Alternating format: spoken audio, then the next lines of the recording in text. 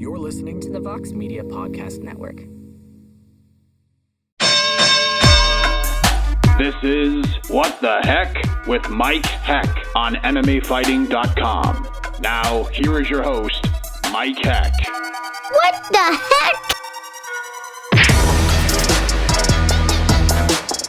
All right, welcome to the third edition of What the Heck on MMAfighting.com. My name is Mike Heck. Thank you for joining us this week and every Thursday on MMA Fighting's YouTube channel and wherever it is you find your favorite podcasts. Now, when we last spoke on this particular program, so much changed in a short amount of time. It's just ridiculous. Between the news of Rose Namajunas being out of the UFC 249 scheduled fight with Jessica Andrade due to losing multiple family members to COVID-19, which horrible story. Our thoughts go out to Rose and her whole family, to the ABC going from UFC 249 being a non-sanctioned event to a sanctioned event in less than 48 hours, to Tachi Palace being the destination, to then the card being completely off for this Saturday. And now, as you've probably seen at this point, the UFC is targeting May 9th for a return to action with a monster card if it happens.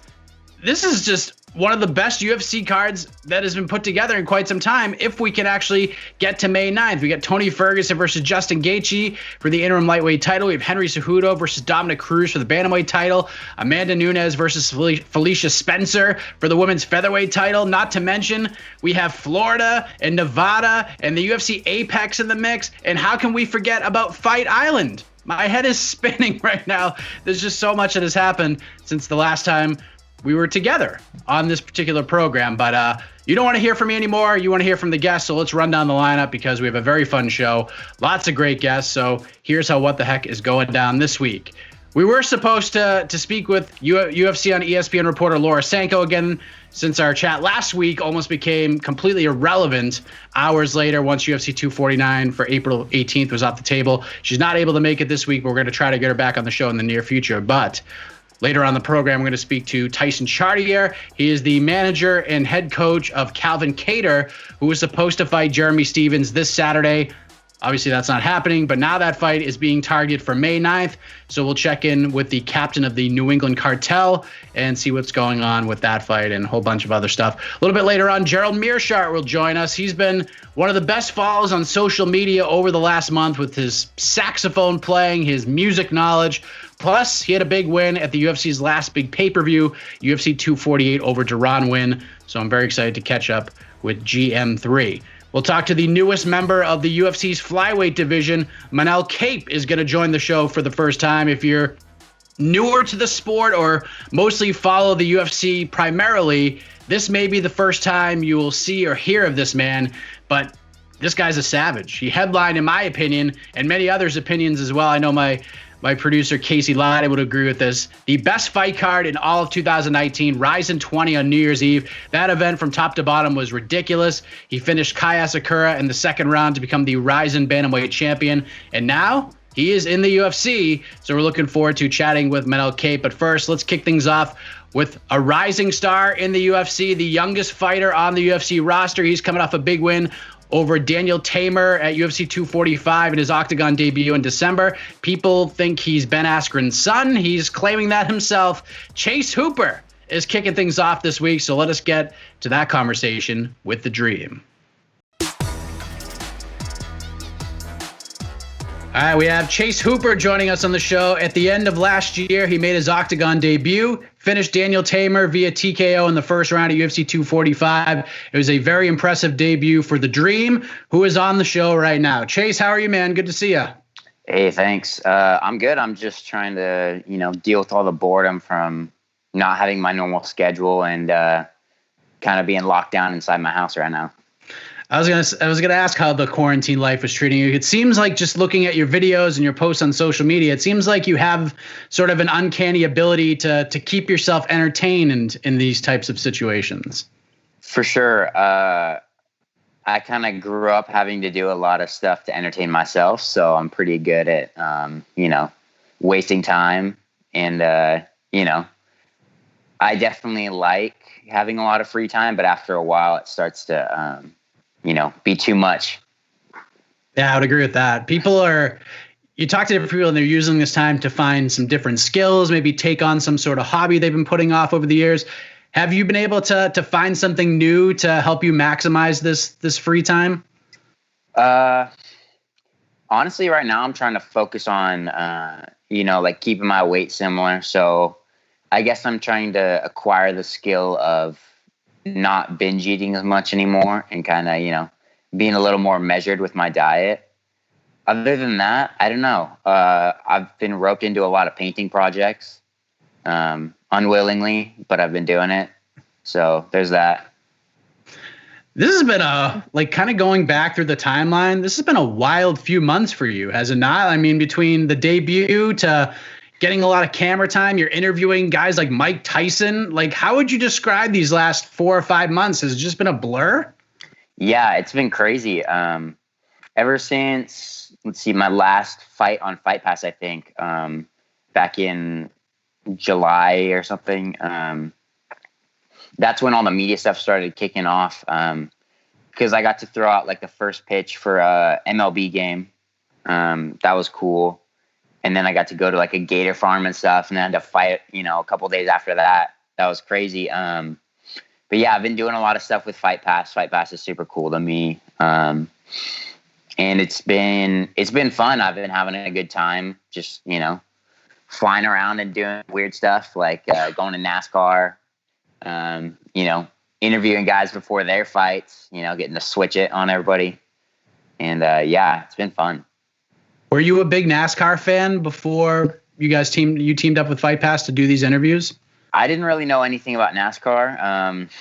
The most I knew is that like my grandpa used to watch NASCAR races when he would watch me or something while my parents were out, running errands. So I just see, cars going in a loop, but it's definitely more interesting to watch in person, and I had a good time with it. I was talking to Mike Tyson. Was it terrifying? It was he was it felt kind of like the tigers that are at the zoo. They're definitely, you're scared of them, but they're like pretty mellowed out right now. I think he was kind of, from what I have heard, he's being that he owns like Tyson Ranch and stuff now, that he's big into weed. He's definitely much more mellowed out than he used to be. But yeah, he was a super cool guy, super nice. I'm sure he deals with a lot of that stuff all the time. So he kind of gets right into that, fan mode, I guess. But yeah, he was a super cool dude. So let's talk about 245, the fight with Tamer. I mean, that fight was wild for as long as it lasted. I mean, you took some big shots, you battled through it, you got the finish in the first round. You had to have taken a ton away from that 4.5 minutes and change. Did you not?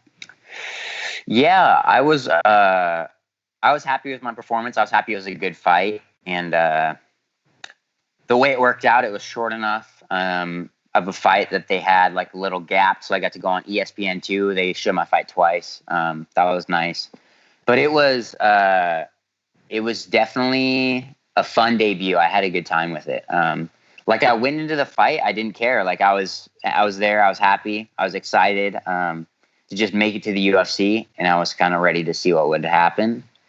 And he was definitely. I'm sure he'd been training for me to try to shoot for that for a while, but I feel like my submission defense is pretty good.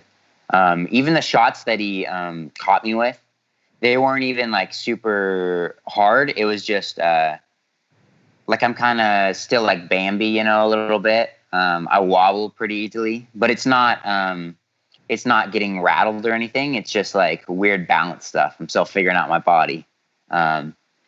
But yeah, I think he caught me with a first overhand, and it hit me right in the orbital. So I didn't really feel that. It was just a little push, I guess.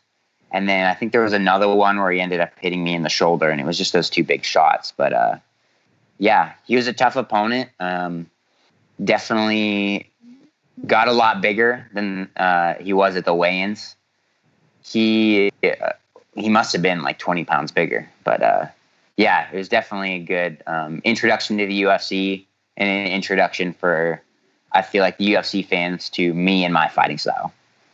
Did you notice that he was just much bigger looking across the octagon from you? I'm sure you're thinking about a million different things, but as you're looking across the cage and you're seeing Tamor, you're just like, oh my God, he's way bigger than he was yesterday. Yes. And once we started grappling a little bit, I noticed it too.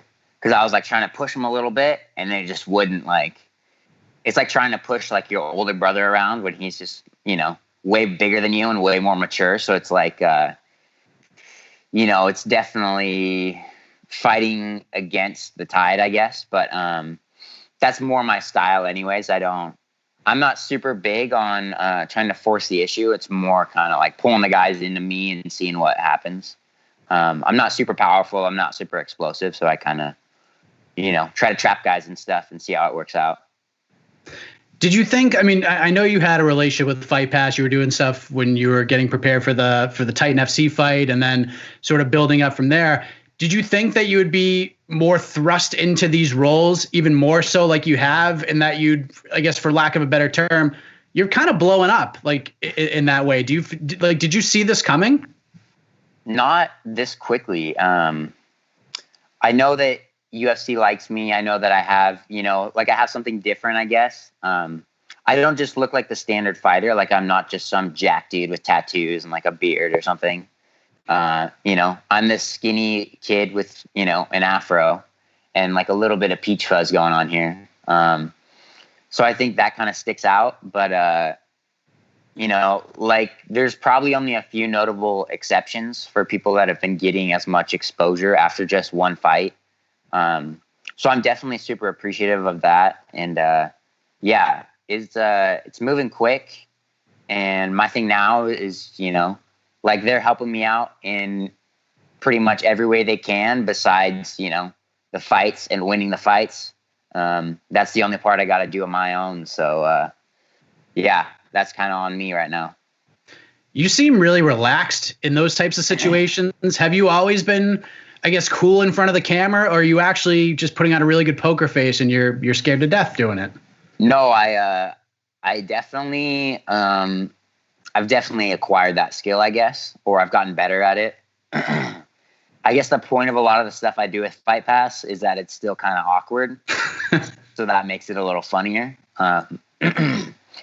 But like I took video production in high school, and those videos, they're somewhere on the internet. I've had a couple people like DM me the videos, but they're pretty bad. Like we can't even, like me and my buddies pretty much just would mess around and film random stuff to get, to get the grades in and, pass the class. But, we couldn't even stare at the camera and like keep a straight face, let alone like have lines and figure that stuff out. So now I've definitely acquired more of the interviewing and more of the camera skills.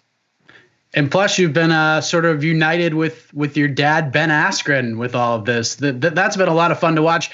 How has that been? It just, you kind of threw it out there, it became a thing, and now everybody just loves it. How's that been? Yeah. Actually, I was surprised it was more like he kind of initiated it a little bit. Because I remember after the fight, when I had to do all my media stuff, they were asking like, "Oh, did you see what Ben Askren said?" And I was like, "Oh, I have no idea." And then they showed me, and I was like, "Oh, he said like, 'Good job, son,' or something," and that kind of kicked it off. But yeah, he was super cool with it. We keep going back and forth. It's a good time. We were actually supposed to meet up when I went out for the McGregor Cerrone card because Macy Barber was on there, who he corners. But then she got hurt. We were actually going to go out after the fights and get some ice cream and kind of, put some content out. But Macy got hurt, so it kind of he got caught up with that, and it didn't really work out. And also before all the Corona stuff started popping off, he kind of wanted me to come out and train with him at his gym, and I was going to, but then kind of everything happened and it didn't really work out. So that's on the bucket list for 2020 at some point: ice cream and or training with Ben Askren. For sure, both hopefully. There you go. So I saw you mention on Twitter last week after the UFC announced the postponement of the upcoming events, beginning with UFC 249, that you were supposed to fight next month. When was that supposed to happen? Was that the May 16th card that was supposed to take place in San Diego, or was it a different card? Yeah, it was the San Diego card. It's kind of weird with all the quarantine stuff, trying to still train and diet down when, like my training schedule is super minimal now because everything is, like it's illegal to go to the gym and train. So it's kind of, it's a weird dynamic to try to diet down when all you're doing is like sitting in your house all day, and to also prepare to, fight somebody else in a cage, who's also preparing for it just as like hard as you are, when you can't go to the gym. But yeah, I think that was kind of, UFC tried to do all that they could, but it didn't work out. Maybe it's sounding like a lot of the fights are going to get rescheduled and kind of put on Fight Island. So hopefully I'll be able to keep the same opponent and kind of get on a private island. That'd be cool. I was just going to ask if you could reveal who the opponent was, but it sounds like from your conversations that this fight may still be on the table, I guess. Yeah, I don't know. I signed the contract, so hopefully. But I guess we'll kind of figure that out. And if the fight's still on the table, we'll find a fun way to announce it. I think I was talking with some of my buddies over at Fight Pass, and we were kind of spitballing some ideas. We'll see. When you think about Fight Island, because I think when Fight Island comes up and Dana White started talking about private islands and stuff, I think we all had this certain vision of what Fight Island could be in our own ways, like what it could look like. Yeah. When you think about like the aesthetics and the look of, beautiful, majestic Fight Island, like how do you see it? Is it beautiful? Is it even majestic? Like how do you see it sort of laid out in your mind? First of all, I'm hoping it's tropical. There's definitely like private islands. I Googled it. There's some off like the coast of Nova Scotia. That's not what I'm going for. Canada's nice, but it's not as nice as like Fiji or like the Caribbean. So that's what I'm hoping more of. Yeah, I don't know.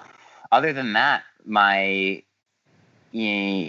hoping we're not fighting in a tent. I've done that before.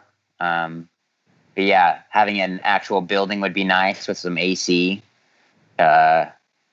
maybe some sweet dorm rooms to train with, some of the other crazy dudes that just happen to fly out there and fight. It's cool that they said that they're going to let people train out there to kind of get back to full capacity as much as they can before the fights. I'd definitely be interested in that. When was the last time you fought under a tent?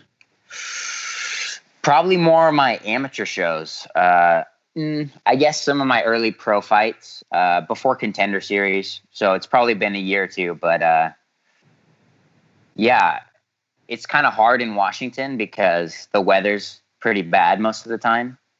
There was actually one time where we fought inside, but they made us warm up outside in these little tents that they set up, and it was freezing.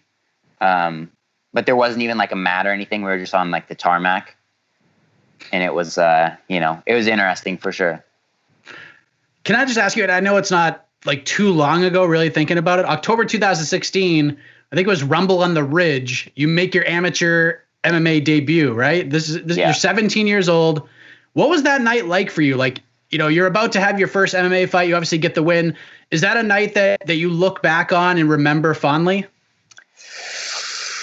Yeah, I guess a lot of my fights are pretty similar, the way I feel, but the first one is definitely hard.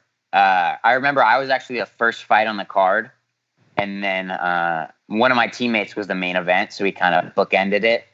But yeah, it was crazy, like getting there at 4, and the show starts at 7. So you have 3 hours of just waiting around. I was sweating the entire way there.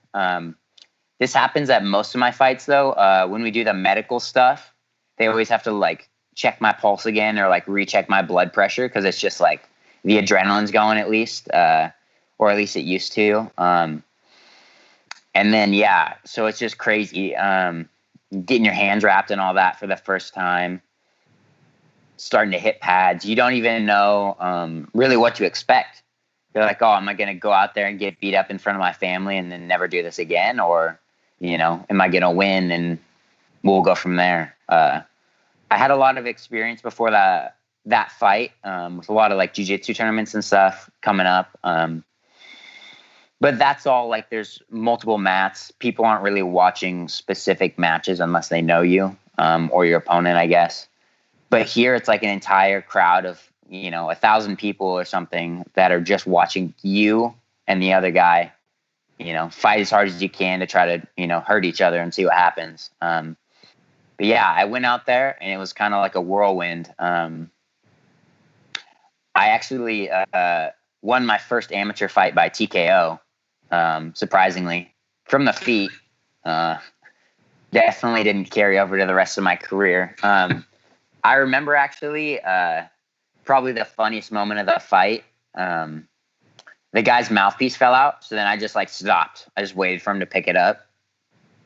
And my coach was like yelling at me. He was like screaming like, no, keep going. The ref will stop it.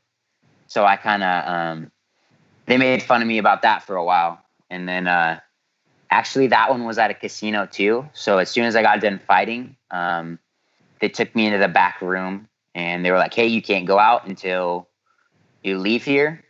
If not, we're going to kick you out. That's so crazy. Do you remember who you fought that night? Ooh, I don't really remember his name. He was another amateur guy. Patrick Harris. I remember just because of Doogie Howser, Neil Patrick Harris, that stuck out. Yeah, that was actually his last fight. Doing my research. I've noticed that several of the guys that I fought, they haven't fought after. I don't know. I don't know if that's just a coincidence or if yeah. I don't know. You're a career killer, Chase. It's a weird thing. Like, I don't necessarily want to be that guy, but I guess for me, it's just all about keeping the momentum going and, self-preservation. Like, I don't want to get beat up. So coming off the Contender Series, you got that developmental deal. And I've talked to fighters who have been on those kinds of deals, and they absolutely love it. Like, they love the developmental deal because they can fight as often as they want. They can get some tough matchups. They can bounce around a little bit with weight classes. How beneficial did you find the developmental deal? I was a huge fan of it. It was kind of difficult at first, right after Contender, to know that I wasn't quite ready for the UFC, but I definitely appreciate having the time to kind of mature and to kind of get more experience before jumping up to the big show. It was nice to at least have, I know how much money I was going to be making instead of having to negotiate it fight by fight, like you do with all the local shows and stuff. So then financially I'm set. I don't have to worry about my bills. I can just focus on training. I can just focus on fighting. That was fantastic. And then, I was able to travel around, start doing more media stuff, getting used to, flying somewhere, then having to do interviews and stuff leading up to the fight, cut weight at a different location, weigh in and fight, and then fly back home the next day. Very similar to how you have to do it for the UFC. And then, you kind of have that target on your head. So everybody's trying to fight you because they want to, kind of steal that momentum. But I had a great time with the developmental deal. And I think it really let me figure out my style. Let me kind of refine the weight cut, all the traveling stuff, and just kind of get everything figured out so that I come into the UFC more prepared. I feel like that target is still on your back. I don't know if you feel the same way, because I've interviewed a lot of fighters on the regional scene over the last year. A lot of these guys are real close to a UFC call or a Contender Series shot. And your name is the most popular name that comes out of these guys' mouths if they're 35, 45, 55. Do you like having that target on your back, or is it, do you sort of appreciate that at the end of the day, being a 20-year-old and all these people want to fight you? I think it's kind of weird for people to call out the guy that's like younger, like significantly younger, but I understand for them why it makes the most sense. It might seem like an easier fight. Like I'm not like a Jeremy Stevens or somebody that's gonna just like maul you and like you're gonna come out like all just beat up. Like if I beat you, I might just choke you out and then you're you walk home fine. So for them, it might seem low risk. I understand that. And with like higher reward based on all the, I guess, hype around me and like everything right now. But I just kind of try to take it fight by fight. Like I don't really pay too much attention to that. Especially with people outside of the UFC. Cause it's like,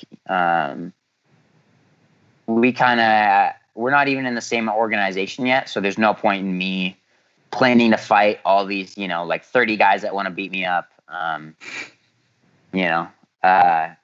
that's not really the way I think about fighting. I kind of, I think about it more in like a competitive way than like, I got to be mean to everybody and I got to mean mug and, just kind of kill everybody in the division. I realize that it's like a fight by fight thing. You're not necessarily going to fight every single person in the division. So I kind of, if somebody wants to fight me and then we end up signing a contract, then, we'll go from there. But, like just tagging Sean Shelby and Dana in like a little Twitter post isn't gonna, that's not gonna move the wheel very much. So I kind of take it at face value. Have you fought anybody that you've actually had like animosity towards or beef towards? It doesn't seem like you're that kind of a guy, but maybe once in a while that's happened for you. I don't know.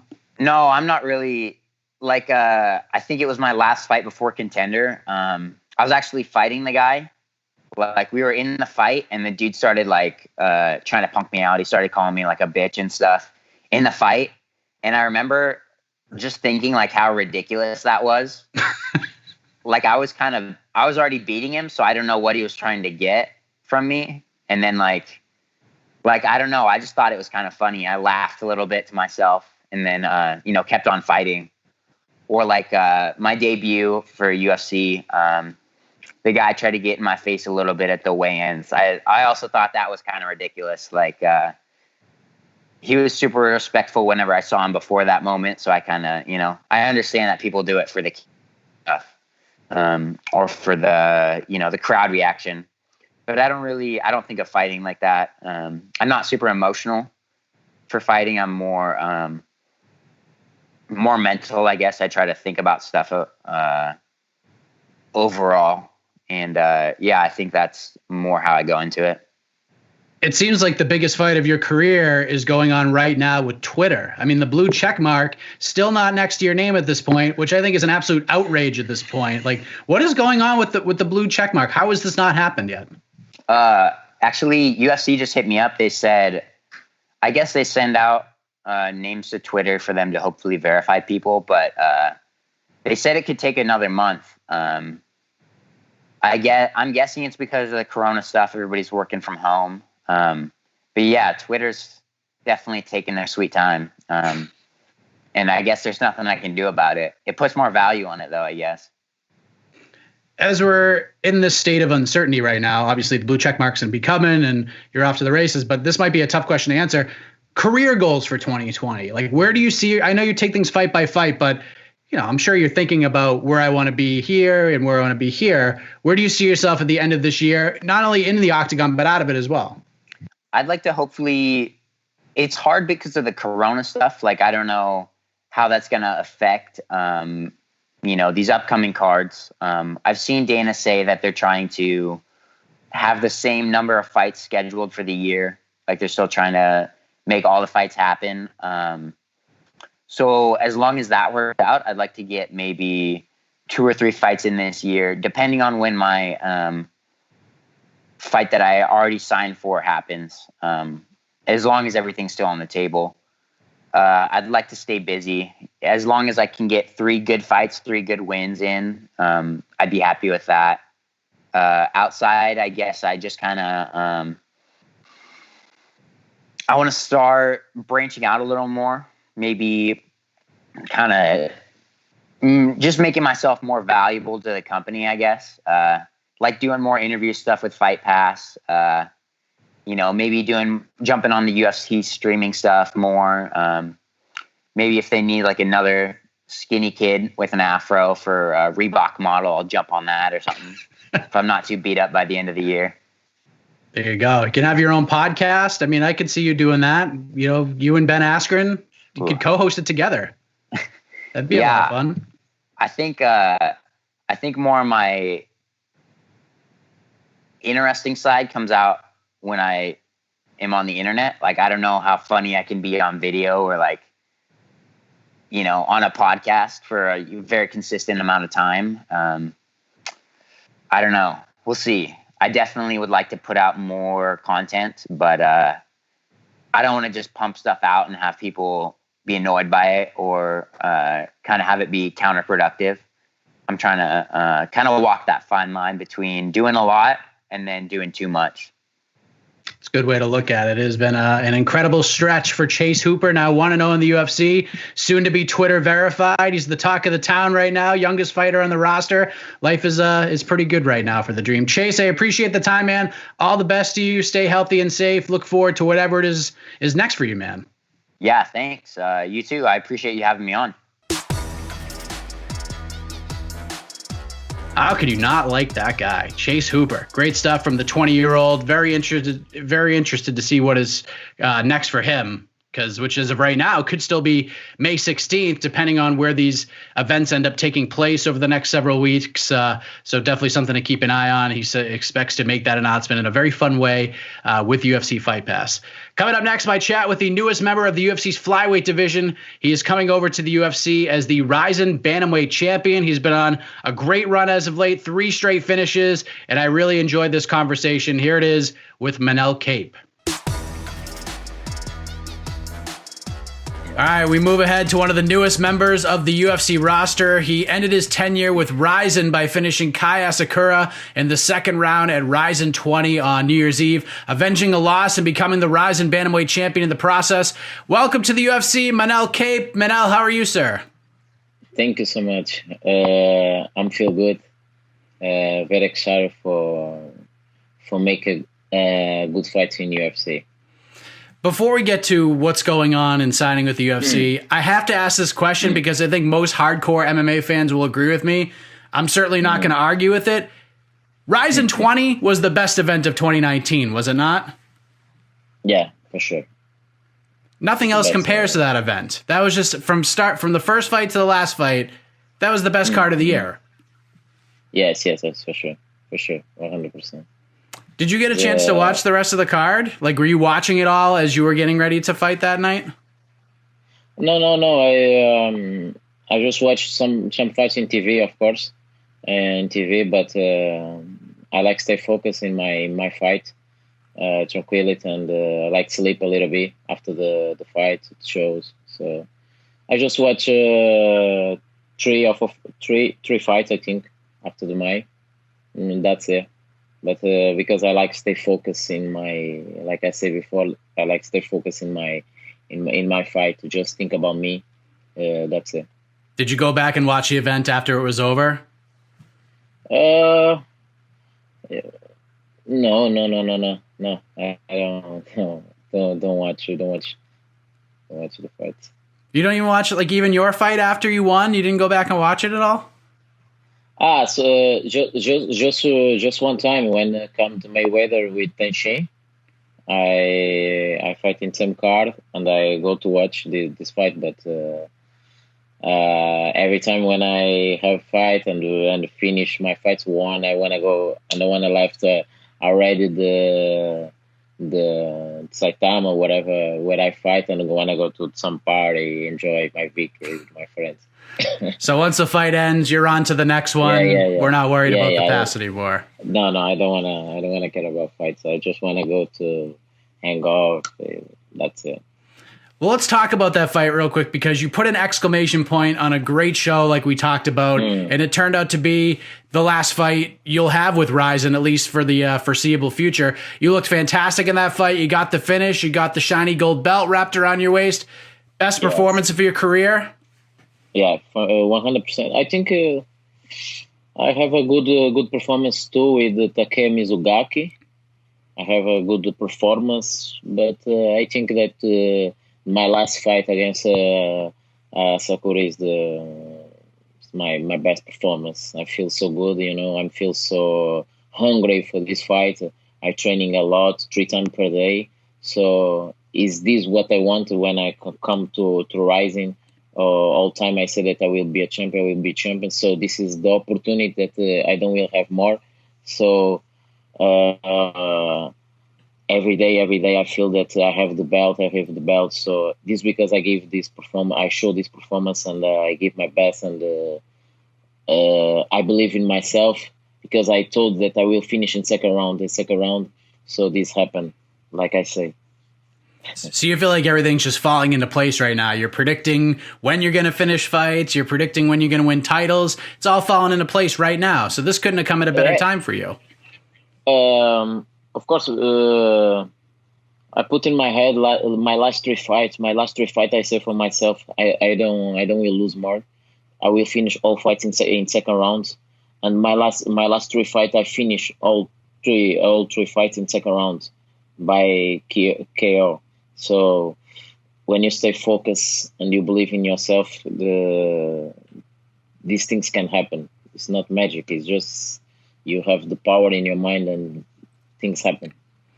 What was sort of that conversation like with yourself at that point when you're like, no more losing. I got to finish all of these fights. What sort of led to that conversation within yourself to sort of turn things around?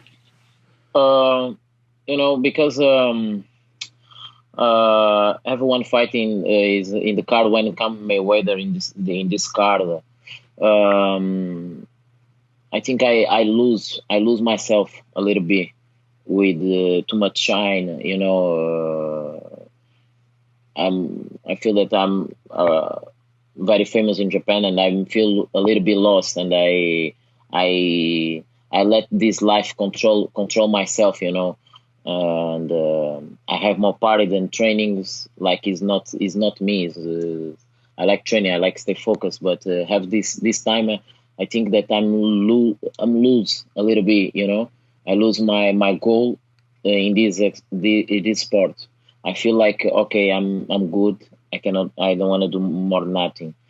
But I lose this fight, and I lose the fight is a fight that I can win. Is my opponent. It's easy for me, but I lose this fight. I think that life showed me something. For I learn.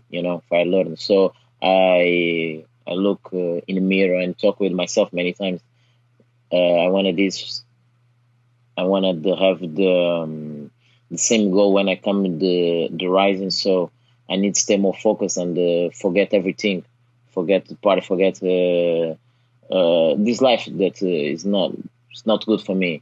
So I focus on myself. I talk with myself every time.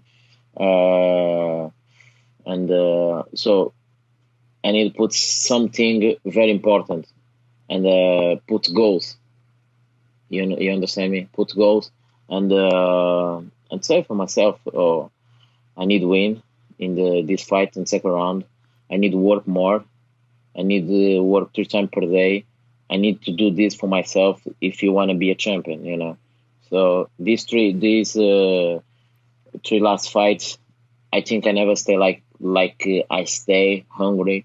After the victories, I come back to the gym, training, respect my body, rest a little bit, but all time I stay practice my training and stay all time hungry for victory.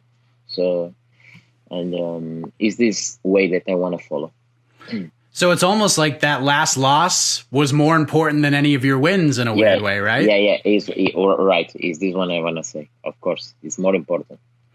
100%. So everything you've gone through, you winning your last 3 fights, finishing those last 3 fights, it led to you getting a contract with the biggest fight organization in the world. You made the announcement a couple of weeks ago. When did you officially get word that you were signing with the UFC? When did pen go to paper?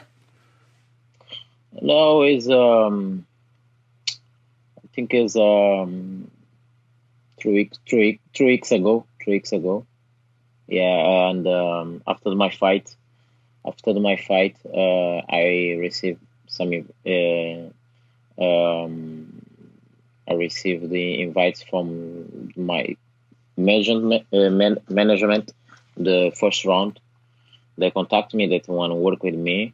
okay, I don't have energy. We can work. They have a good fighters, and they immediately come to UFC.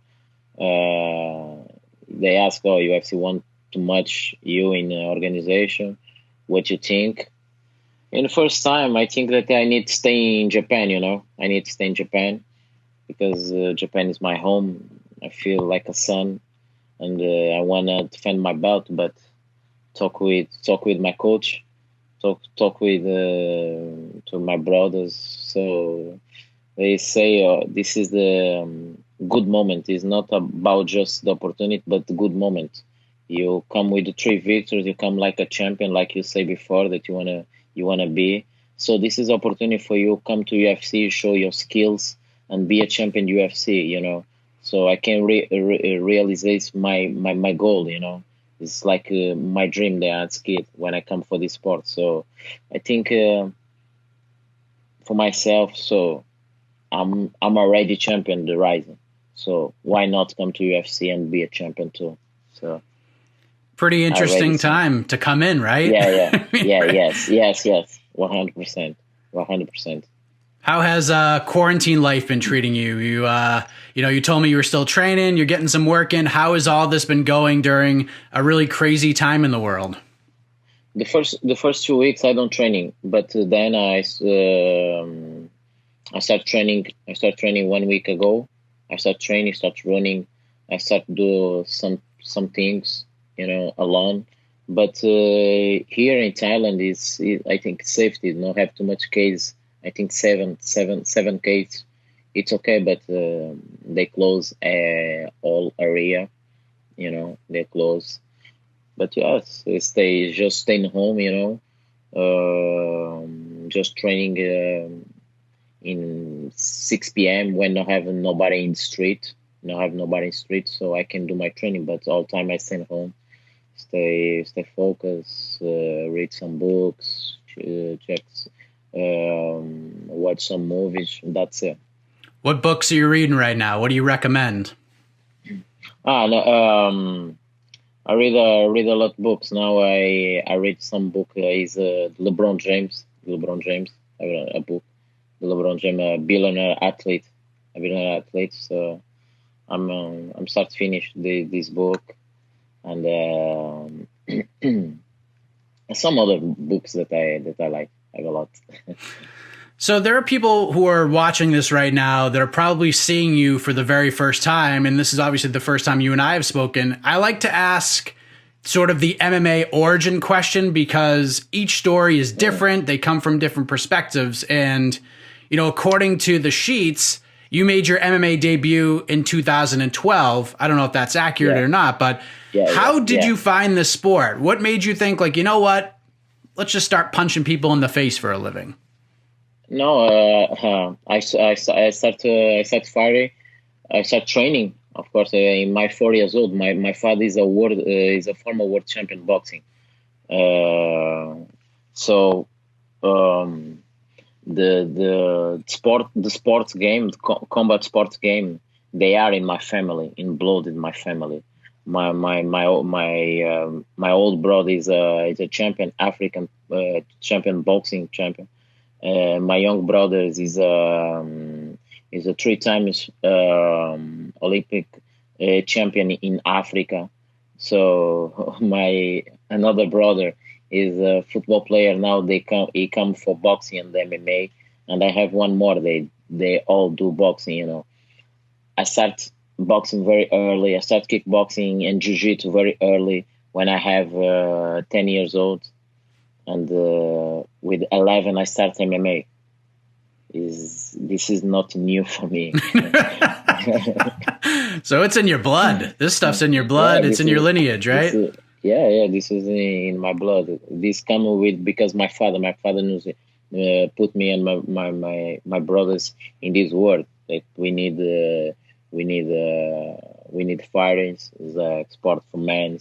So you have this habit, in your personality that like yes, kids follow this job. Yeah. Do you remember your first MMA fight? Do you remember how it all played out and what was sort of going through your mind? What was that like for you? Actually, I started MMA in amateur when my 15 or 16 years old. I made 10 fights, 10 victories. I have 10 fights in amateur, 10 victories. Then I jumped to professional with my 17 years old, or 17 or 18. I don't remember yet, but 17 or 18. And I remember my first fight in Portugal with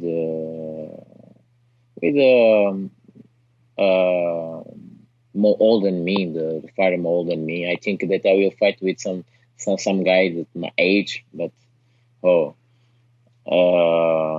fight with some guy more old than me, and I feel like it's okay. It's not new for me because in amateur, all time they put guys more old than me, 10 years more old, and for me it's relaxed because all my life I fight, so I'm tranquil.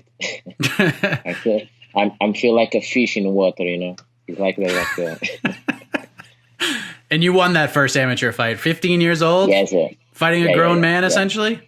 Yes. Finish it? Finish, KO. Oh, man, how did that feel? You must have got a lot of street cred over there of knocking out an old man like that. No, I feel, but it's funny because I win in first round. I start punch,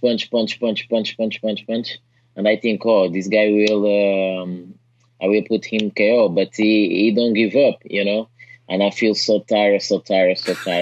And my coach is Brazilian, Kleber, and he say, you hit, now you're tired. Now you're tired. Now come back.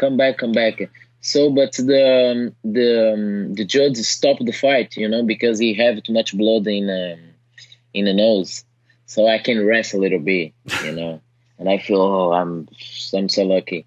And then start again. I can punch more and do KO. But I feel like I need to change my game. I cannot just beat. Wild times, man. Now you start there, and now you're in the UFC. You said you're going to be competing at 125 pounds. Why 125 over 35? Like, is it just, a clearer path to a shot at a title, or do you feel like you're just at your best at 125? So my weight, my weight is 125. In Rising, I just fight in 135. Because not have nobody with the big names, and I want to fight in Rising with big names, So all big names stay in 135. This because I jumped for 135 in Rising, because my weight is 125. But because I'm young, I still can cut a little bit more weight, so I can do 125. But 29 years old, I want to jump for 135 and get one more belt, 100%. This is what I want. So you have this all mapped out, pretty much ready to go. 25 for a bit, and then we're going to jump to 35 and try to win 2 titles. Of course.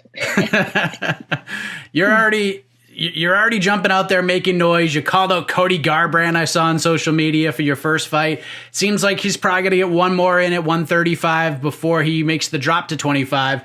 So kind of looking at it right now, and I know things are sort of up in the air right now, but who at 125 sticks out to you right now? Like, realistically, who do you want to fight in your debut to make that statement?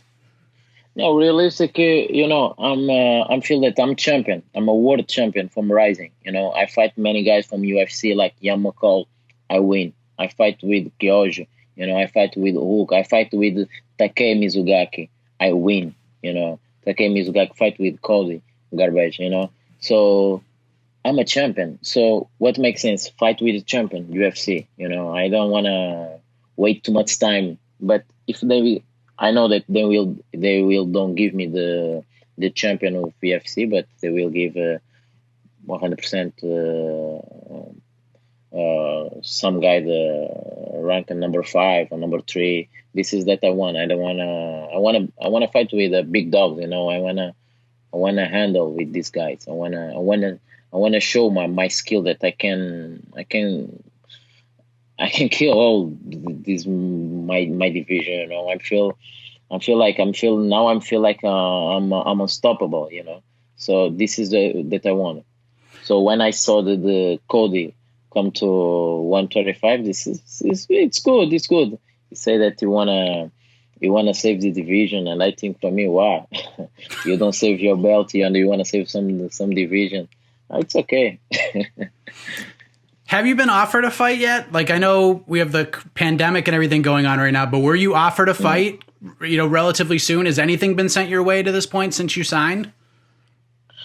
I was for fight. I think I was for fight in final of April, but this happened, and I don't will fight in April. But I think that I will fight most soon as possible. I think. Who was there a certain opponent that they offered you, or they just said keep April open, you'll fight then? No. Already, I don't know. I don't know my opponent, but whatever they bring, I accept. I never choose one fighter, so I'm here. Maybe they'll put you on Fight Island. You've obviously heard about Fight Island at this point. How do you, like, when you picture Fight Island and Dana White saying, I got a private island, we're going to host fights on a private island, like, what do you see? Like, when you imagine it, like, what does it look like to you? For me,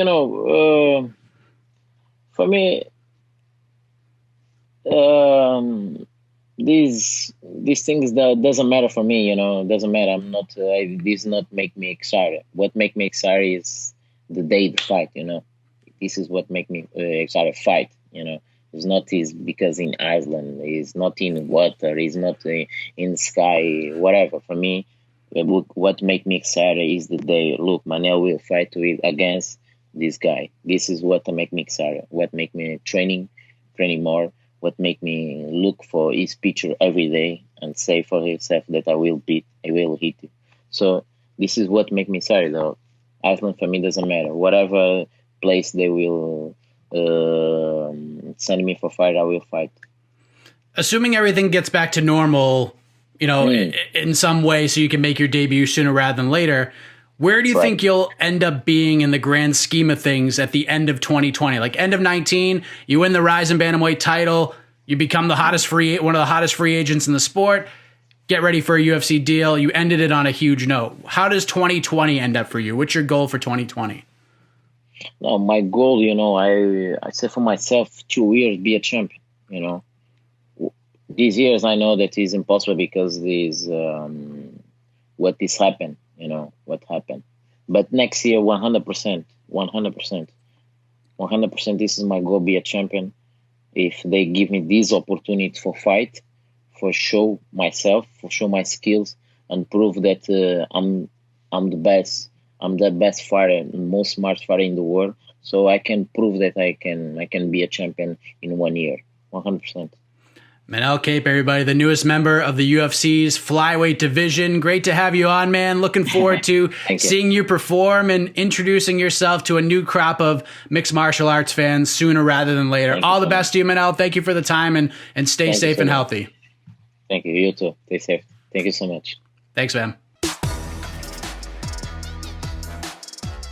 Well, if you don't know the name right now, you may very well soon enough. Manel Kape joining us on What the Heck. And I thought it was kind of interesting that when he first got the UFC offer, that's something that most fighters jump on right away. But Manel took some time. He weighed his options. He knew he was doing quite well for himself in Japan and fighting for Rizin. But in the end, he landed on the UFC roster, and very exciting guy, very exciting prospect to keep an eye on. He's been doing it for a while, but this is the first time, obviously, that some of you may see him fight, and definitely somebody to keep an eye on as we move ahead to our next guest, coming off a big win at UFC 248 last month over Deron Winn. Always great chopping it up with Gerald Meerscheart.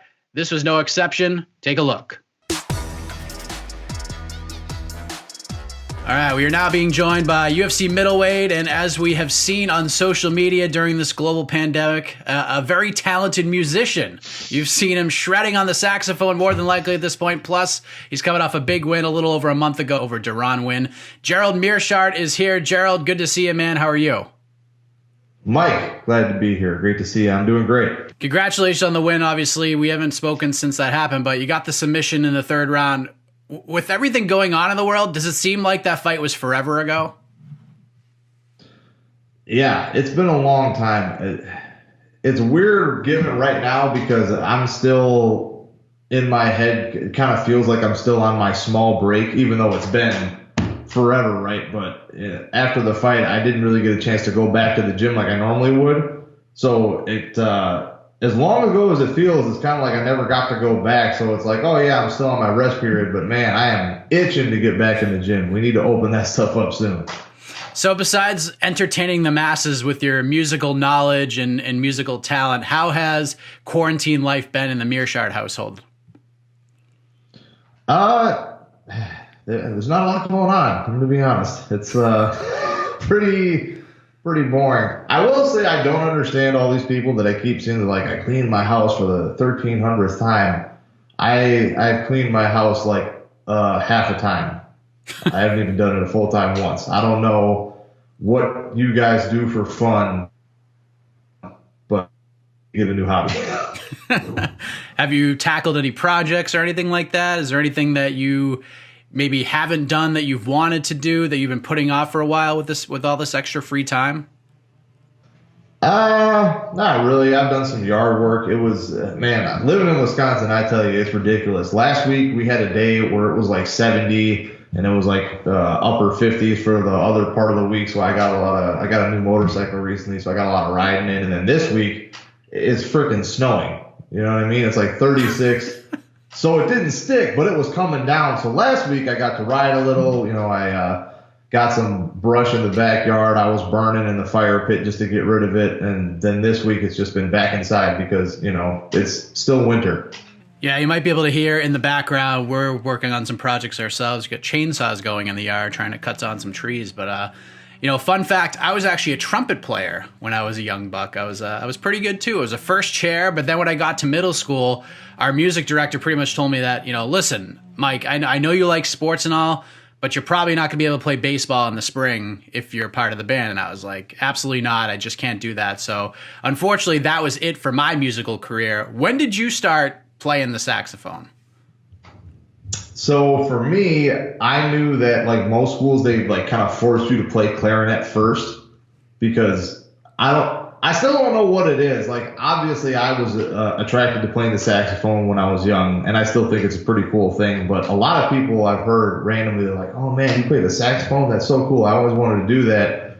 Never occurred to me that anyone would actually like want to play the saxophone that wasn't, you know, like a grade schooler. But I did it early, so I took lessons in the summer during fourth grade so that I knew how to play and had my saxophone already, so they couldn't force me to play the clarinet. Not that there's anything wrong with clarinet, it's just I knew what I wanted to do. So pretty much from fourth grade on through high school, I played a little bit in college.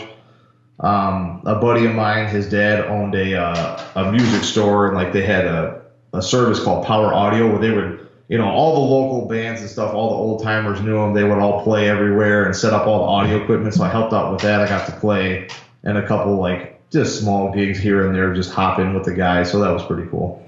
Who knew that your saxophone playing would be so useful in such a dark time? You've been able to brighten up a lot of spirits. You know, did you expect the combination of, you know, the 1980s baseball player mustache, the George Michael dance moves, and the saxophone playing would be such a big hit?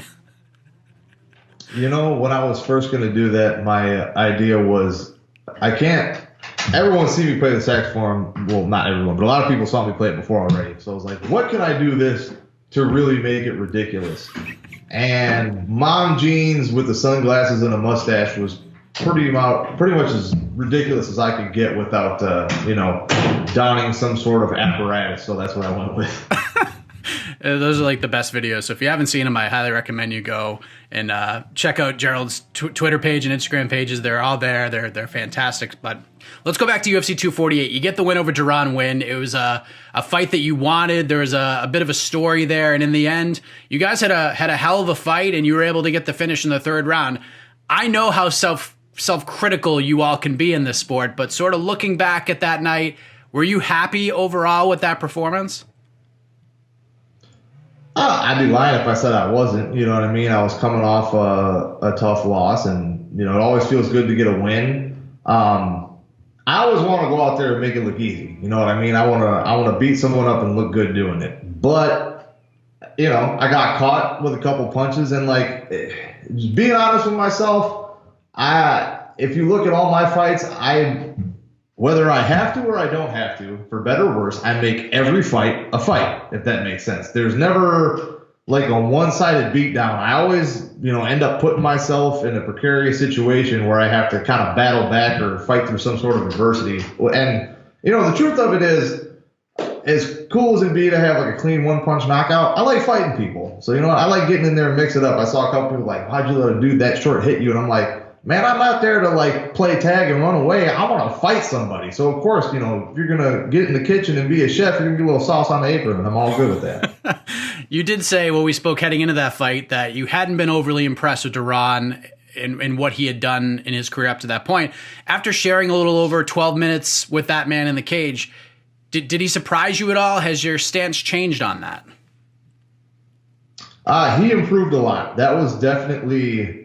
and of course, I'm going to be a little bit biased because it was my fight, but I feel, even from the outside looking in, that was the best Duran win we had seen in the octagon or fight MMA, period. He came very well prepared. I think he handled the body shots a lot better than I thought he would. Like, he still backed off, but, he didn't drop, and, he didn't gas himself out nearly as bad as I thought he was going to, and it was, a pretty high-paced fight. So, I think that's the best he's looked. I think, had I fought the Duran win, say, from the Spice Lee fight or the Darren Stewart fight, I think I would have finished him, in the first or second round easy. I think I would have caught him with one of those punches, or he would have gassed himself out, and I would have dug the body, and he would have just keeled over. But, like I said, he put in the work, he came prepared, and he gave me a hell of a fight. You guys had some beef heading into that fight, obviously. Did you get a chance to speak with him after the fight in the cage or in the back? And if so, what was that conversation like? I mean, like I said, I even said before the fight, like, once the fight's over, it's done for me. You know what I mean? I don't know the dude personally. I hold no grudge against anyone, really. Like, he didn't really, like, we fought each other, so he hit me, I hit him back. Like, he didn't say nothing about my family or anything. So, like, after the fight, I went up to him, I told him, hey, man, that was a hell of a fight. I know I specifically said, I was like, I know I talk a lot of bullshit, but you're one tough son of a bitch. And I was like, that was it for me. I had nothing for respect for him after that. So, I mean, I'm sure he feels the same way. Since your fight, obviously things have been pretty wild with the coronavirus. Looking back at it, had your fight been booked any later, who knows when or if it would have even happened. So is that kind of crazy to think about, considering how much things have changed over the last month? Yeah, man, I tell you, I count my blessings every day that not only did I get in, when I could still fight in front of a crowd, but it was the last fight where we had a full crowd. They saw, you have Brasilia right after that, but it was nobody in the crowd. And like, if I have to go fight in the Apex, like Dana White keeps talking about, we're going to start having shows there, I'll gladly do it. I got no problem not having a crowd, but it's nice, it's always nice to put on for the fans live, for one. And two, just the timing of it happening right before kind of financially helps out a lot, get through however long this takes. You know what I mean? Because if there's a lot of guys that haven't fought since last year even, and they're going to be in a pretty bad way. So I count my blessings every day for that. The UFC moving forward at these events, it's been met with mixed reactions. And you mentioned fighters, some haven't fought in a year. They need the money. It's natural. A lot of people are out of work right now. I feel for the fighters and have felt for them since the beginning of all of this. But this has been met with like two different sides of the spectrum. But what are your thoughts on the UFC trying to move forward during this pandemic, especially since all the other sports leagues have shut down for now? Yeah, well, clearly I'm going to be all for it, right? I'm a fighter. And like for us, it's a one-on-one sport. We saw Chael still had his submission underground with, a cameraman, a ref, and two guys going at it himself, being a commentator. So I feel like numbers-wise, it's possible if they take the proper precautions. I understand the knee-jerk reaction. It's like, well, you're going to make guys travel and do this and do that. And it's not just putting them at risk. It's putting other people on risk, so on and so forth. But I have faith in the UFC that if they're going to do this, they're going to go through the proper channels. They're going to have people check the way they're supposed to. And again, in a perfect world, we can all just stay home. No one has to do anything. And, everyone gets whatever they want. But unfortunately, that's not how it works. And especially the way things are going right now, you can't just keep printing money. and giving out stuff. And like people haven't even got a lot of stuff yet. So if we can stay working, give everybody else some semblance of normalcy, give people at home something to watch live, I think it's a good thing. But again, I get that there's pros and cons to everything, and I understand the reaction of like, you got to shut this down and this and that. You've probably seen it, as has everybody else at this point. There's been a massive backlash towards the MMA media space once 249 was postponed. Like, it created this really bad ripple effect with a lot of the different spaces within the sport, between the fighters and the managers and the coaches, fans, so forth and so on. Right. From your perspective, how do you think, honestly, the media has handled everything as a whole? Like, do you subscribe to the theory that UFC 249 isn't happening this Saturday because of the media?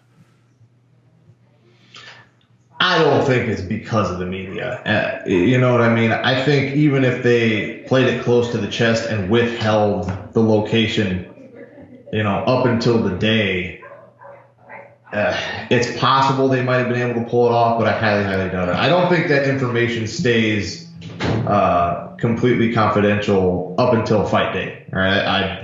Personally, I think that's impossible.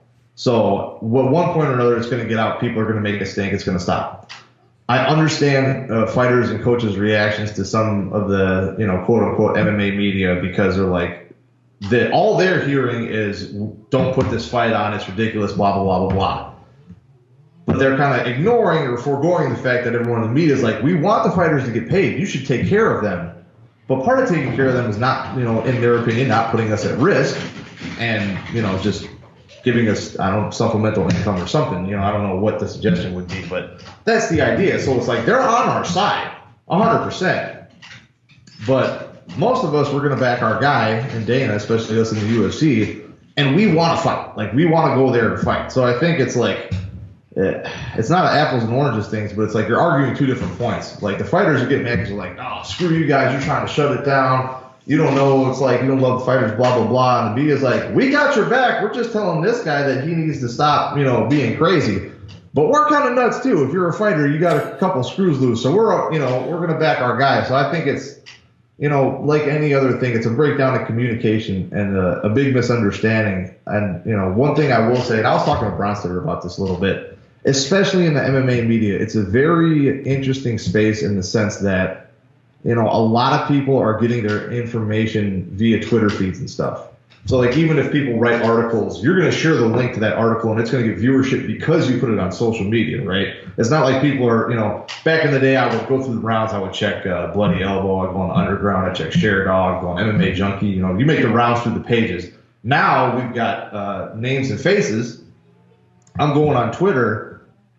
And from even a journalistic standpoint, a lot of people are struggling with separating the journalism part of it and the opinion part of it on both sides, because they're taking whatever that person says, like maybe they report on something but also give their opinion. And, I think personally that you should have a clear separation, and there are some people that do that, but then there are some people that will give you the facts and then they give you your opinion right after that, which is completely fine.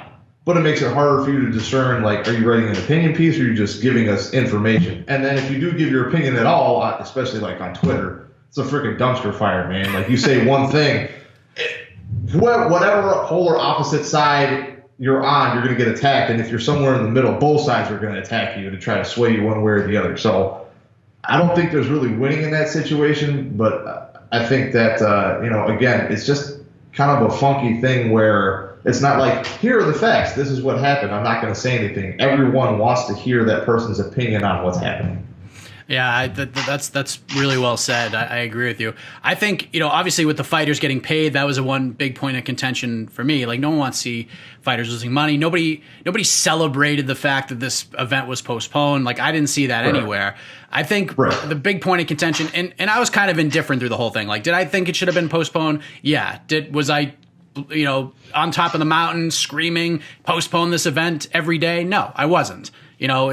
If they feel that they can make it happen and do it safely and everyone comes out of there healthy and everyone gets paid, I'm cool with that. I think the biggest point of contention, at least for what I was sitting, was you say you're going to go above and beyond to make these events safe, and that's great, but how are you going to do that? Like, where's the transparency? Like, where's the specifics? And I think that's where me and a lot of other people in the media were coming from, is like, that's great if you're going to make this happen and pull it off, but how are you going to do it, you know?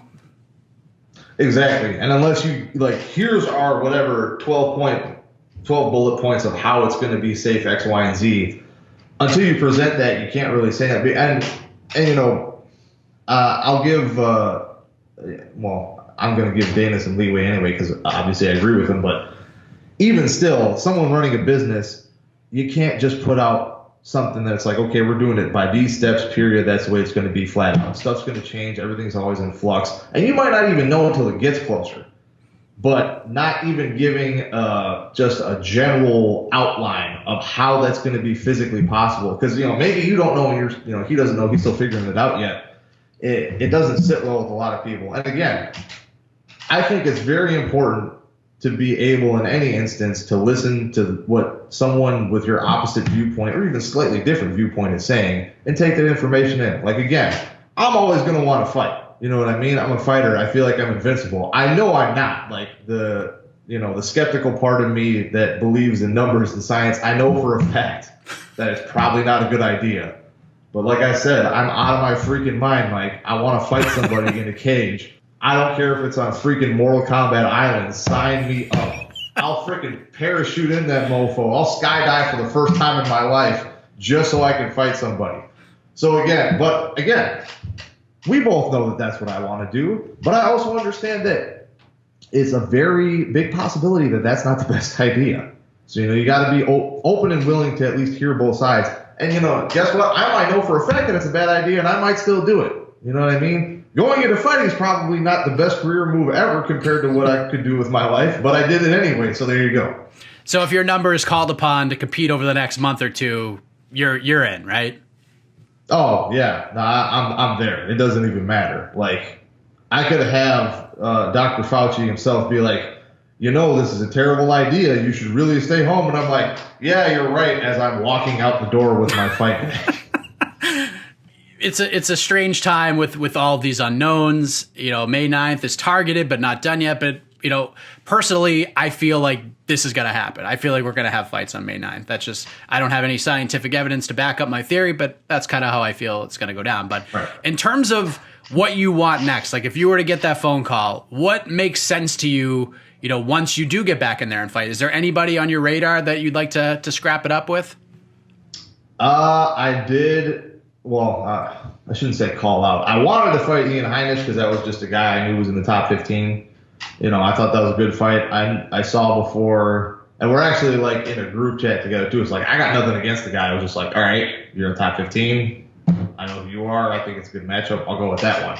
I saw somewhere that he had signed a contract, and it wasn't me, so I was like, okay, he set up to fight somebody anyway, whatever. So anyone in the top 15, period, I'm more than happy to fight. Obviously, they're not going to put me against anyone in the top 5. I take it, you know what I'm saying? But I'm thinking, 15 to like 12 or 11, anyone in there, I'm down for it. Have they approached you with anything yet? No. And like I had like a very mild injury after my fight, so I still technically have to get cleared, you know what I mean? But May 9th might be kind of soon. I mean, I'd still do it if they said, hey, we need you May 9th. I'd be like, screw it. I'll just fight with all my other weapons. I don't care. But yeah, anyone 15 to 11, 10 if they'll let me, I'm down. Bilal Muhammad is one of your teammates. He's also one of the best follows in the history of MMA social media. And I really feel for the guy not being able to fight because he's been on this card since the beginning, and then opponents falling out, couldn't get another one, and then all the other chaos went down. There's been so many hurdles that this guy continues to have to leap over just to get into the cage. And as of now, he doesn't have a fight on the books. Not sure how much you've spoken with Bilal due to the quarantine, but how has he handled all of this from the conversation that you have had with him? I mean, it sucks, but, that dude's a grinder. He's going to keep training and stay ready no matter what. But one thing I will say is that Bilal blowing up so much on Twitter has to be the single craziest thing to me in MMA history. Because I remember before, he had like no followers, and it's been the same MO from day one. He's just telling like the corniest freaking dad jokes every single day. And it's like, this is how he really is. I don't want anyone to think this is like a facade. Like, that dude talks like this. He'll say jokes like that every single day. So every day I'm hearing these corny jokes and I'm like, just shaking my head. And like, I love dad jokes, but sometimes I'm like, dude, like, are you kidding me? People think this is funny. So like, I know him in person, and like, he's like all about, you know, the dry, sarcastic humor, and the delivery sometimes is great, and sometimes, you know, falls short on me. But I see him just doing it every single day, just how he would say it to like somebody in the gym, and people just keep eating it up. And I'm like, you guys are really gassing this dude up right now. Like, this is really working. I'm so happy for him, but it blows my mind every single day. I hop on there, Bilal says, you know, some stupid thing, and it's got 1,000 retweets, and I'm like, what am I doing with my life? You're playing the saxophone. You're getting a lot of retweets too. But I mean, it's crazy seeing how much he, you know, has blown up on social media. I was interviewing him when he was in Titan FC, and then getting the UFC and so forth and so on, and just seeing his personality, more so evolve in the public eye over the years has just been crazy to watch. Right. Well, and interesting point too. I was thinking about participating in with this in Ramadan. I'm not Muslim or very religious, you know, at all to speak of, but, you know, just to support the homie and like get myself to not be such a fatty during quarantine. So that's coming up. If I remember correctly, he said April 23rd or 25th, I think. I guess 23rd. And it's supposed to last a month. And then, you know, obviously he can tell you more about it, but, you know, it's kind of the idea like Lent in Christianity, where you know, take some stuff away to like appreciate better, but you basically don't eat or drink anything when the sun's out. So I think his rule was from like, I want to say something like 8 p.m. or something like that till 7:30 a.m. is like the only time you can consume any sort of sustenance.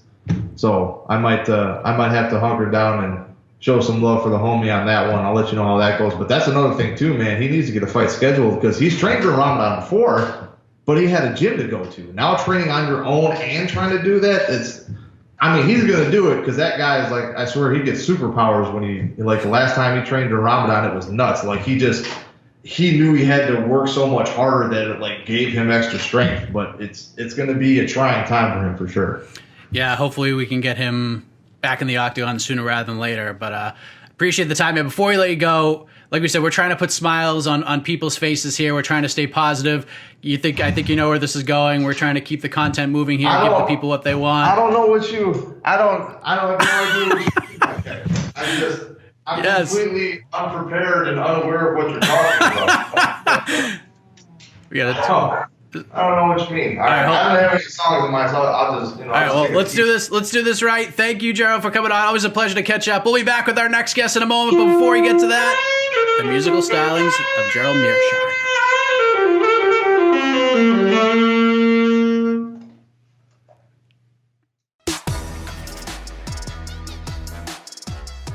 Just amazing stuff right there, right? Gerald Meerscheart serenading all of you with a quick song on the saxophone. Always enjoy catching up with GM3 as we head to our final guest of the show. We're going to check in with the manager and head coach of Calvin Kattar, Tyson Chartier. And, you know, this guy has a lot of different perspectives on what has been going on over the last couple of weeks as a coach and as a manager. Calvin Kattar is targeted for that May 9th card that we've been talking about for the last couple of days to fight Jeremy Stephens once again. We're going to get the latest on that and much more right now with Tyson Chartier. All right, we have Tyson Chartier joining us on the show. He is the head coach and manager of Calvin Kattar, along with a slew of other fighters in the New England area, Rob Font, Randy Costa, and others. I wanted to get a manager's and even a coach's perspective on everything that's been happening over the last couple of weeks, and I reached out to a lot of them, but there's only one man who said yes, and it's this man right here, Tyson Chartier. Tyson, I appreciate this, man. How are you? Hey, thanks for having me on, man. I'm glad I got a chance to sit down and talk to you guys. Absolutely. So you and I had spoken a few weeks ago. It was actually my first interview with MMA Fighting, and we talked about how Calvin has been staying ready. You guys are fully prepared to fight Jeremy Stephens April 18th. Then we found out a week or so ago that UFC 249 was postponed. The schedule was postponed indefinitely. Obviously, things have changed a lot since then, but when were you made aware that April 18th, this Saturday, wasn't going to happen, and how did you guys react to that? I think I found out when everybody else did, Thursday, probably around 6:30. Thursday around 6:30. I think it was one of the journalists texted me and said 249's off. I'm like, yeah, funny. And then I went on to Twitter and I saw Akamoto's tweet and I saw Dana's video. So I called Calvin and I just told him, and he's like, you're joking. Because we at that point we were all in. We thought it was really finally happening. The UFC's telling us they're mailing the coronavirus tests out to us for the next day, and that they'll have instructions on how to self-administer as one of the safety precautions that they were going to have. And next thing you know, an hour later, the show's off. So Cobb was pretty bummed, but he had the right attitude. He's like, all right, let's keep training. He's like, the fight's going to happen at some point. Let's just keep training. So the next day we did strength and conditioning, and it was business as usual. So we'll get more in depth with sort of like the current times in a moment. But, from last Thursday when this event was off for April 18th until, say, Monday or Tuesday when things started to ramp up again, as a manager and a coach of a fighter this directly impacts, how would you describe these last few days? Like, is there a word that could even sum it up in your mind? It was just super frustrating. Like it's tough when you can't be mad at anybody, like at least if you had, you're angry, but you don't have anybody to be angry at. You're just angry at the situation. It's nobody's fault. And I don't know if there's really a blueprint for how to 100% handle a situation like this, but it was more of like just, I was gutted for Calvin because I know that he had put in up to that point 14 weeks of a camp that had already been moved from UFC 248 March 7th to UFC 249 April 18th, and then going through the last 3 weeks training through a pandemic of the uncertainty, getting to that home stretch and then having it pulled out from you, and then not even being able to be upset with anybody. That was the frustrating part. There was like a couple hours there where I'm like, well, what do I do now? Now I'm quarantined just like everybody else, and I'm out of work, and it was a little scary. And then we just decided we'll get back to work, and so that was a little bit of relief. But it was tough, man. It was a dark night. So once this Saturday was off the table, you saw it yourself, things just erupted, and not in a good way. Like, the MMA space can be a great place, but it can get very dark very quickly. And I think from Thursday, probably through Saturday or Sunday, it may have been as negative as I have ever seen it. Like, there are all these different teams, the fighters, the managers, the coaches, the media, fans, the promotion. Blame was being thrown everywhere. And you even said to yourself, there's no one really to blame here, but the media took a beating. And listen, it is what it is. This is not meant to be a pity party whatsoever. We are used to the shade at this point. It comes with the territory. But can you remember a more negative time in the space than where things were at the end of last week? Man, I tried to tone it out a little bit because, all you guys do a lot for the fighters, even before they're anybody you're really going to, build your brand off of. Young fighters, local fighters, even some amateurs. So it's, I always appreciate what you guys do, whether or not you're interviewing, myself, one of my UFC fighters, or an amateur. You guys are all grinding too. You guys are all in your own version of fight camp, and that's your job. And your job's not easy to, at the end of the day, you're supposed to be unbiased and just report on what's going on. And I think that's what some people did. And I think the lashback was probably just because, like I said earlier, like, you want to blame somebody, but you don't know who to blame. And you're just so frustrated that it's not happening. And so people just lash out. And I think you guys might have been an easy target. And I think once it was kind of a little bit of groupthink, once one person points that direction, everybody kind of jumps on board. And it was unfortunate because, at the end of the day, I think, we're one of the fastest growing sports in the world, but we're still pretty small. We got our little niche. And I think as a community, we all have to stick together and support each other, because without you guys, it'd be harder to get those ESPN deals. And without the fighters, you guys wouldn't exist. And so it's, it's very symbiotic. And I think we have to remember that sometimes. And sometimes you guys aren't always going to say everything we agree with, but your job is to kind of report on what's going on. So, news is news, and fighters are fighters, but, we have to, we have to have that symbiotic relationship and kind of like, coexist and, not banter. In terms of the health and safety aspect of April 18th at Tachi Palace, can you tell us any of the precautions and procedures the UFC had in place? Like, I know you mentioned that they were going to send you guys tests. So you guys, if you guys were cleared, then you were cleared to fly to California and get ready for this fight. But were you aware of anything else on that end once you arrived in California into the resort for fight week, some of the protocols? No, I think they were just trying to keep everything under wraps, which I think makes sense, because then I think a lot of people would have scrutinized it. No matter what they do, they were going to be under the gun. They could have done everything exactly the right way, but I think people's reactions would have been like, "Oh my God, that's still irresponsible." Because I'm getting on my end too. I have people that I trust and respect their opinion tell me that I'm being irresponsible by letting my guys fight. And so no matter what they do, there's going to be people that are going to question it and say that's wrong. They should have done more. So the way I understood it was they were going to send tests to our house. We were going to test on Friday. It was like a finger prick or something like that, like a blood test. We just prick our finger. So, let them know, like send them a picture of the results. And then as long as you were negative, then you'd be cleared to fly on Wednesday. And then upon arrival, you'd get tested again. Past that, we hadn't been given any instructions up to that point. And then, a couple hours later, the fight was canceled. The only thing I had heard was, I think it was Kevin Lowell's article, and I don't know where he got that information, but it was talking about having treadmills in each person's room to help with cut weight, so they didn't have to hang around with the group, and maybe an outdoor track or things like that. So I don't know. We hadn't been really told many details, but it's probably for a reason. And I've said this before. I got to think they have much smarter medical professionals than myself and smart attorneys evaluating every move they're going to make, and then come up with the best plan to make this as safe as possible. Because, one person gets sick and that's a PR nightmare for them.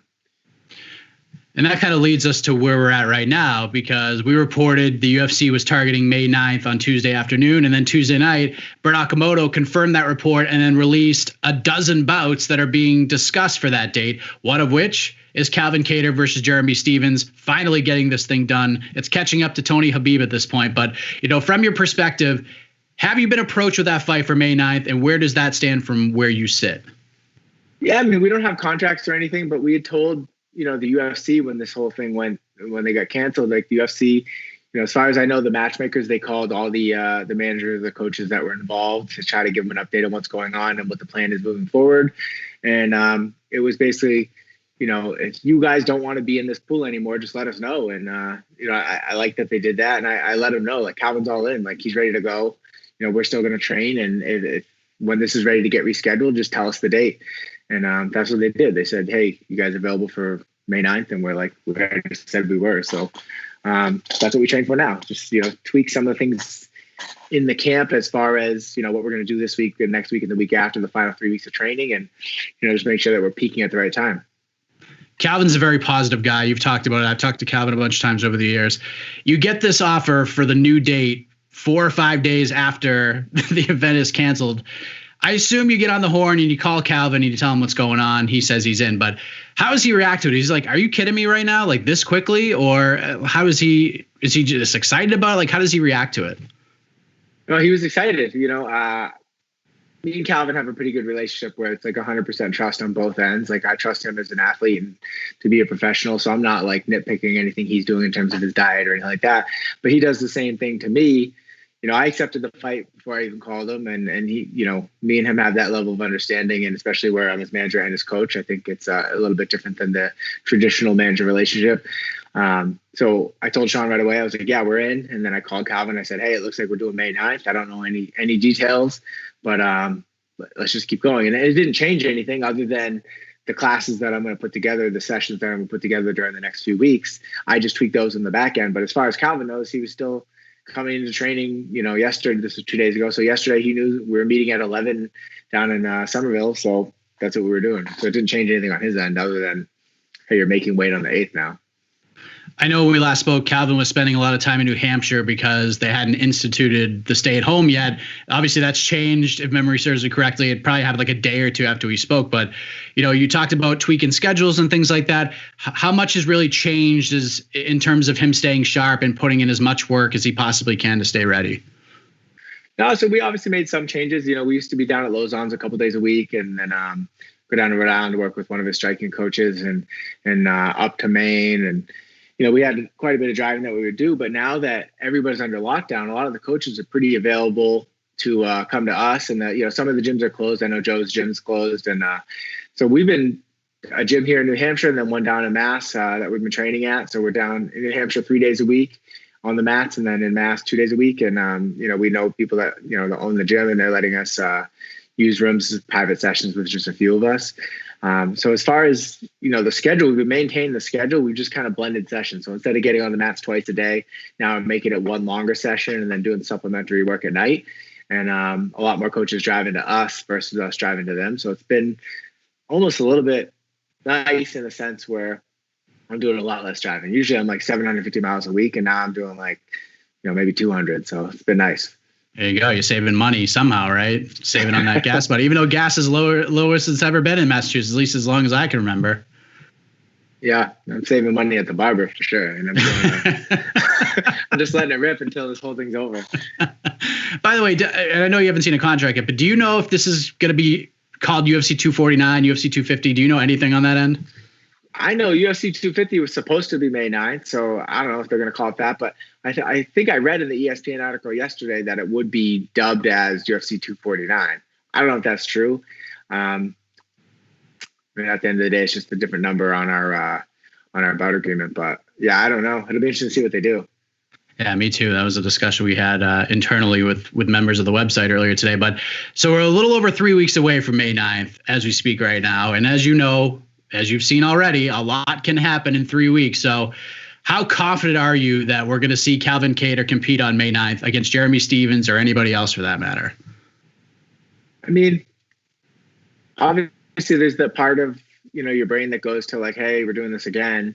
But, given some of the changes that have been happening, like the Florida governor saying the athletes are essential, and it even sounds like Vegas is talking about things. So, Dana had done another article or an interview last night, I think, saying that Vegas would be back open mid-May to do shows at the Apex. And I guess Top Rank is even talking about doing shows at the Apex. So for boxing. So it's a lot more encouraging now when I hear this, today for 3 weeks than it was when we heard, hey, April 18th is going to happen. We'll figure it out. I think I'm a lot more confident now than I was in the last one, but we just got to be prepared for anything at this point. Just all we can do is focus on what we can control. And right now that is train hard for the next 3 weeks, get ready to make weight on May 8th and get in the 8-sided cage, regardless of what state it's in, and fight Jeremy Stephens.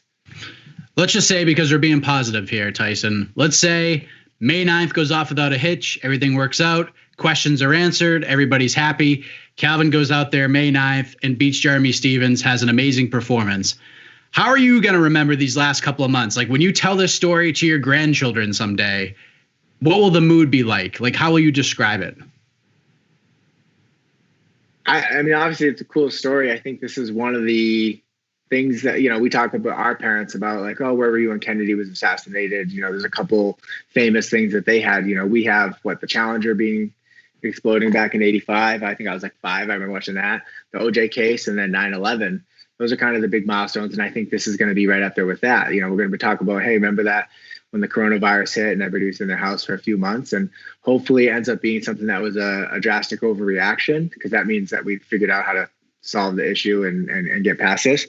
But definitely it's going to be like a cool story. I feel like we're a little bit like kind of like on a game show, and we don't really know what the rules are right now. And we're just, kind of going through this, trying to figure out, navigate the safest way to do it, when really we don't even know what the safest way to do any of this is. And I think it's going to be a cool story. I mean, if it's a cool story, that means none of us got sick and no one died. So I hope it ends up being something like that. But, it's hard to say, like you look back and hopefully it's just a cool story. Hopefully it's not like, hopefully none of us get it. And, I've had, do you even know anybody who's had it? I don't. I don't. Actually, yeah, no, I don't. No, I don't know anybody. I've seen people on Facebook say they have it, or like someone I know says somebody that they know has it, but I don't know anybody personally that's actually had it.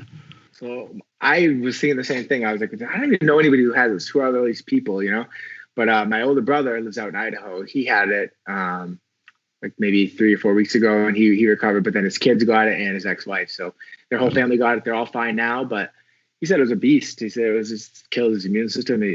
So it's obviously real. People. It's just crazy how many people have had it, and I only know one family member. But he's good. So fortunately, we're getting past this. Hopefully, we're on the decline. Yeah, that is the most important thing here. A couple more things before I let you go. I know you and I have spoken about this before in private, but Rob Font is one of your guys. He's a fighter a lot of people are excited about. How is Rob doing? When could we potentially see him back inside the octagon if everything works out? Yeah, so he got ACL surgery January 22nd, I believe, and then he did a few weeks out at the PI for rehab, and now he's home rehabbing 3 days a week. He's taking the time. He's put his head down. He's training hard. The surgeon's happy with where he's at. The PI staff is happy with where he's at. The physical therapist he's with now, they're happy with where he's at. So, I mean, all things pointing, the UFC told us that they think if everything goes according to plan, he could get a fight at the end of 2020. So that would be the optimistic outlook on it, barring no setbacks. But yeah, man, I'm excited for him to get back in. He's coming off beating Sergio Pettis and Ricky Simon. Those are two great wins. And, he's cracked the top 10 now. And so hopefully we get a big fight once he returns. Also, Peter Barrett is one of your guys. He was scheduled to make his UFC debut next weekend against Danny Henry, and this has got to be tough on him. He's been grinding on the New England regional scene for, it seems like, forever, and like most fighters, he's coming off the Contender Series, just itching to get in there. How has he been handling all this uncertainty? I talked to P on the phone yesterday, and I just said, hey, listen, they're starting to book fights. So just stay in shape, don't get too heavy, and be ready for a call. Because, he was supposed to fight a kid from Scotland. So obviously that fight's not going to happen. You assume because of the visa issues, it doesn't sound like any international fighters are getting in. So, we're just waiting to get rebooked and find out what the date is. So he's training, he's doing a lot of training at home. He's got a couple training partners that go over with him now. And, he's doing as much as he can to get in the best shape he can. And, you feel for someone like him that's, he's been on the regional scene forever. He's always dreamed about that walk to the octagon. And now, whether it happens in the next month or two or further, the chances are he's going to make that walk with no fans. Like his whole family and his support system that he's got like 10 siblings or something like that. I think he's like one of 11. His whole family's got a big support system that all went out to the Contender Series last year. They're not going to be in the stands for that fight. So it's, you feel for someone like that. You never dream about making your octagon debut, walk into the cage in an empty arena. So, but at the end of the day, Pete's a veteran, and he's going to do everything he can to get ready for a fight. And then fans or not, he's going to put on a show. He's always in exciting fights. Tyson, appreciate the time, man. Great stuff. I'm glad we're able to make this happen. Anything else you want to get off your chest before we let you go? No, I just don't understand how no one else has ever told you look like Rob Corddry. You could be like a stunt double for him in Ballers or something. You get beat up by the Rock.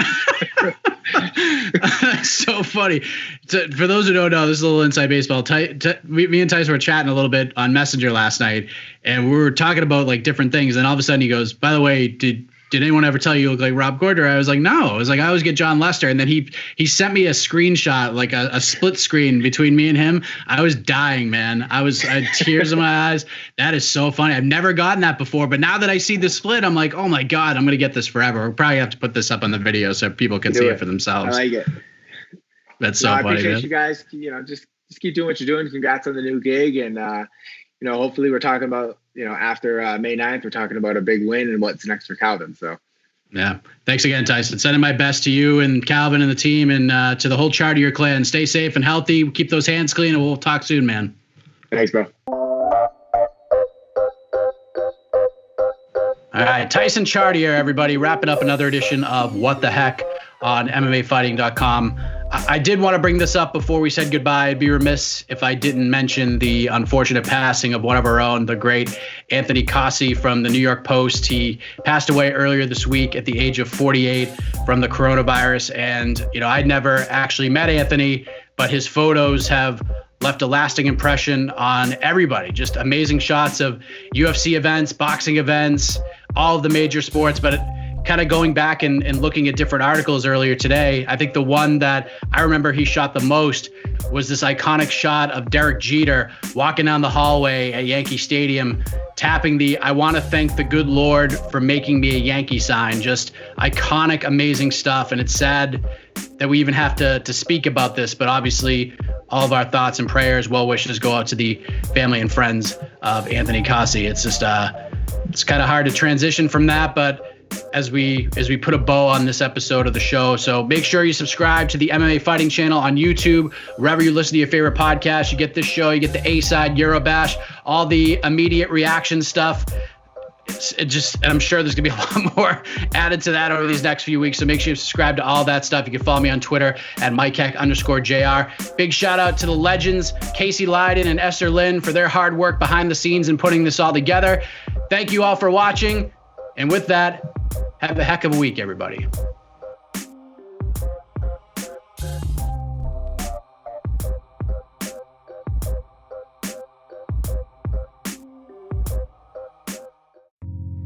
You're listening to the Vox Media Podcast Network.